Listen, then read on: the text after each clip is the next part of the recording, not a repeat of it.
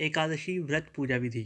सनातन धर्म के अनुसार प्रत्येक माह में 2 बार एकादशी तिथि आती है। एकादशी तिथि को भगवान विष्णु जी की आराधना, पूजा और व्रत करने का विधान है।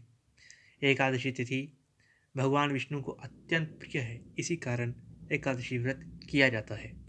एकादशी तिथि में भगवान विष्णु, माता महालक्ष्मी की पूजा के साथ साथ श्री देवी एकादशी का भी आशीष पाने का एक सुअवसर है।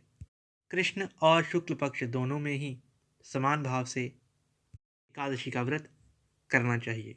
एकादशी व्रत करने वाले को एकादशी से पूर्व दशमी तिथि को एक समय भोजन कर, दंत धावन कर, शुद्ध होकर रात्रि में विष्णु चिंतन करते हुए पूजा स्थल के समीप ही शयन करना चाहिए।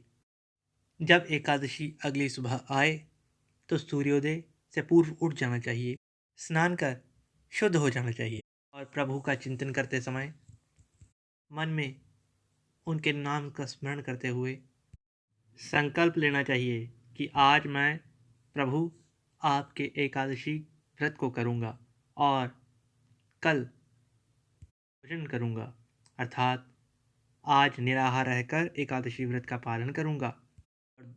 द्वादशी तिथि को आपको भोग लगाकर और ब्राह्मण भोजन कराकर या गाय को चारा डालकर ही भोजन ग्रहण करूँगा। इस प्रकार आपको श्रद्धा भाव से एकादशी का व्रत पालन करना है।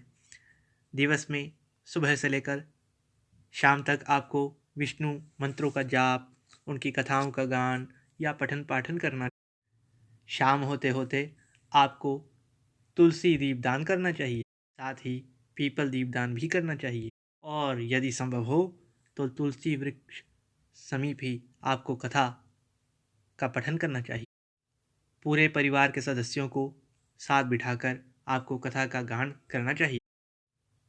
पूजा करते समय पुष्पों का उपयोग अवश्य करें और तुलसी पत्र तो अवश्य ही विष्णु प्रभु को समर्पित करें, जिससे कि विष्णु अत्यंत प्रसन्न होते हैं। रात्रि में जागरण अवश्य करें। जागरण करना विष्णु गुणगान सहित होना चाहिए। बिना विष्णु के गुणगान के जागरण सफल नहीं माना जाता, इसलिए रात्रि भर आपको विष्णु चिंतन अवश्य ही करना चाहिए। कथा भी पढ़ सकते हैं और भजन भी गा सकते हैं, चाहे तो मंत्रों का जाप भी कर सकते हैं। रात्रि भर दीप मंदिर में जगा रहना चाहिए। इस प्रकार आप पूजा करेंगे तो अवश्य ही सफल होंगे और विष्णु आशीर्वाद सहित महालक्ष्मी आशीर्वाद भी आपको प्राप्त होगा। द्वादशी की सुबह आप उठें, ब्राह्मण भोज कराएं।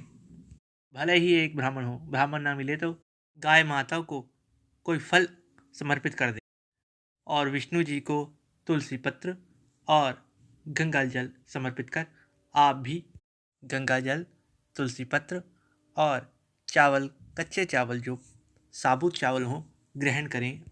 इस प्रकार आप अपने व्रत का पालन कीजिएगा तो अवश्य ही आपका व्रत सफल होगा।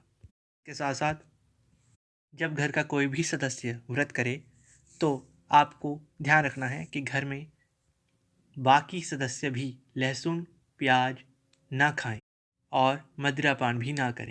इसी प्रकार आपको प्रत्येक एकादशी व्रत करना है तो अवश्य ही सफलता व्रत में आपको अवश्य मिलेगी और भगवान विष्णु महालक्ष्मी सहित आपको आशीष प्रदान कर देंगे। परंतु श्रद्धा और विश्वास अवश्य ही बना रहना चाहिए।